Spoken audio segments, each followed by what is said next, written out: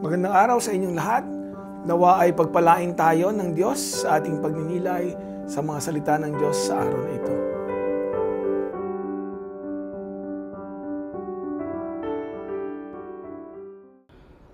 Ang mabuting balita ng Panginoon ayon kay San Lucas.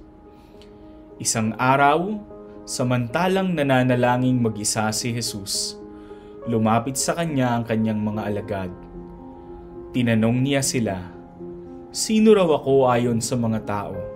Sumagot sila, "Ang sabi po ng ilan ay si Juan Bautista kayo. Sabi naman ng iba, si Elias kayo. At may nagsasabi pang, nabuhay ang isa sa mga propeta noong una. Kayo naman, ano ang sabi ninyo?" Tanong niya sa kanila. "Ang Mesiyas ng Diyos," sagot ni Pedro. Itinagubili ni Jesus sa kanyang mga alagad na huwag na nilang sasabihin ito kanino man.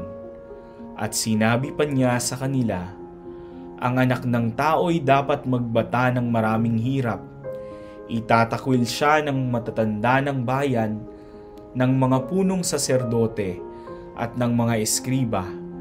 Ipapapatay nila siya, ngunit sa ikatlong araw ay muling mabubuhay."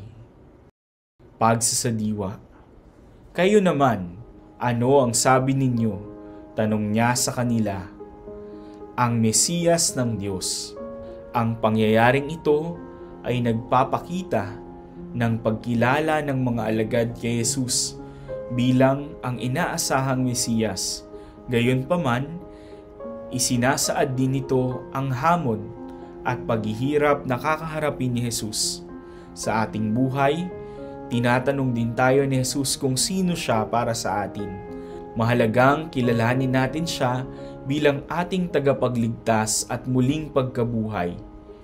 Ito ang nagbibigay sa atin ng lakas at inspirasyon upang magtiwala, sundin at ibahagi ang kanyang mga salita at gawa sa iba. Maraming salamat po sa pagsama niyo sa atin sa pagninilay. Magkita-kita muli tayo bukas para sa salita ng Diyos. Ako po si Father Edward Dantes mula sa Society of St. Paul, doing all for the gospel.